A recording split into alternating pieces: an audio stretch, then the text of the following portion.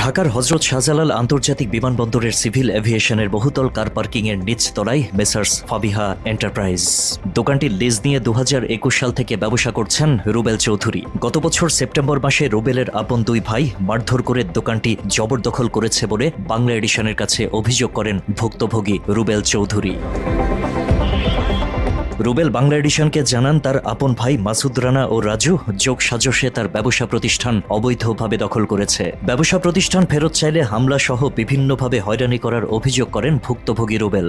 আমার manager phone দেয়, আমি ওই দোকানে এসে দেখি আমার বড় ভাই, আমার ওই ছোট ভাইয়ের বউ এরা দখল করে আছে। এছাড়া ওই ব্যবসাকে কেন্দ্র করে রুবেলকে তার দুই ভাই মিলে অপহরণ করেন বলেও বাংলা এডিশনকে জানান তিনি। পরে ওই ঘটনায় রাজধানীর দক্ষিণখান থানায় একটি অপহরণ মামলা করেন ভুক্তভোগী রুবেল।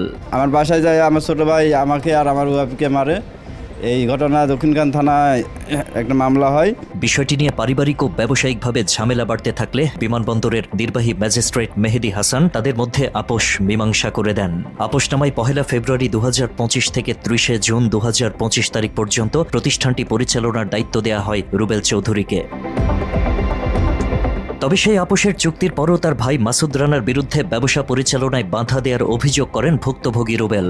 আমার ক্যান্টিনটা ওই আমারে বুঝাই দেয়, 2 তারিখ সকালবেলা আমি বসবো, লিখিতভাবে আমাকে ডকুমেন্ট দিল। 2 তারিখ সকালে আসলাম, এসে ছোট ভাইয়ের বউ আর ছোট ভাই থাকে আমাকে মেরে তারাই দিছে।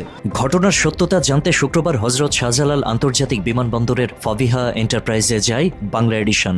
সে সময় দোকানে অবস্থানরত রাজু ইসলামের কাছে ব্যবসা দখলের অভিযোগ নিয়ে জানতে চায় বাংলা এডিশন। তবে কোনো তথ্য না দিয়ে টিম বাংলা এডিশনের উপর ক্ষিপ্ত হয় তারা। তথ্য না দিয়ে এমন আচরণের ব্যাখ্যা চাইলে আরও বেশি উত্তেজিত হয়ে ওঠে ওই দোকানে অবস্থানরতরা। এক পর্যায়ে লাঠি এবং দেশীয় অস্ত্র নিয়ে রাজু ইসলামের নেতৃত্বে কয়েকজন মিলে হামলা করে বাংলা এডিশনের উপর। হত্যার হুমকি দেয়া হয় এ সময়। মাত্র 30% টাকায় জমির মালিক হয়ে নতুন বাংলাদেশের গড়ে তোলার স্বপ্ন দেখা বাংলা বসতি। এ ঘটনায় আহত হন বাংলা এডিশনের রিপোর্টার ফয়সাল আহমেদ এবং ক্যামেরা পার্সন হাদিসুর রহমান জুয়েল। পরে রাজু সহ সন্ত্রাসীরা একের পর এক হত্যার হুমকি দিতে থাকলে বিমানবন্দর থানায় একটি মামলা করেন ফয়সাল আহমেদ। হত্যা চেষ্টার ওই মামলায় 1 নম্বর আসামি করা হয় রাজু ইসলামকে। এছাড়া এই ঘটনার সঙ্গে জড়িত রাজুর আপন ভাই মাসুদ রানা সহ মোট 6 জনের নাম উল্লেখ করা হয় মামলায়। পরে মামলার 1 নম্বর আসামি রাজু ইসলাম বাংলা এডিশনের রিপোর্টার ফয়সাল আহমেদকে হোয়াটসঅ্যাপে একটি ভয়েস বার্তার মাধ্যমে হুমকি দিয়ে বলেন ইয়াবার মাদক মামলায় ঢুকিয়ে দেয়া হবে তার নাম। ফয়সাল আহমেদ রুবেলের সঙ্গে বেড়ে অনেকদিন যাবৎ মাদক ব্যবসা করেন এমন মিথ্যাচারও করেন রাজু। দীর্ঘদিন যাবৎ রুবেলের সাথে আপনাদের ইয়াবার বিজনেস চলে, এটা অনুসন্ধানে পাওয়া গেছে। মাদকদ্রব্য আইনে আপনাদের নামে মামলার ফাইল প্রসেসিং শুরু হয়ে যাবে ইনশাল্লাহ খুব তাড়াতাড়ি। সুষ্ঠু তদন্তের মাধ্যমে ব্যবসা প্রতিষ্ঠান দখলমুক্ত করা এবং সাংবাদিকদের উপর সন্ত্রাসী আক্রমণের সঠিক বিচার দাবি করেছেন সংশ্লিষ্টরা। আশিক আহমেদ, বাংলা এডিশন।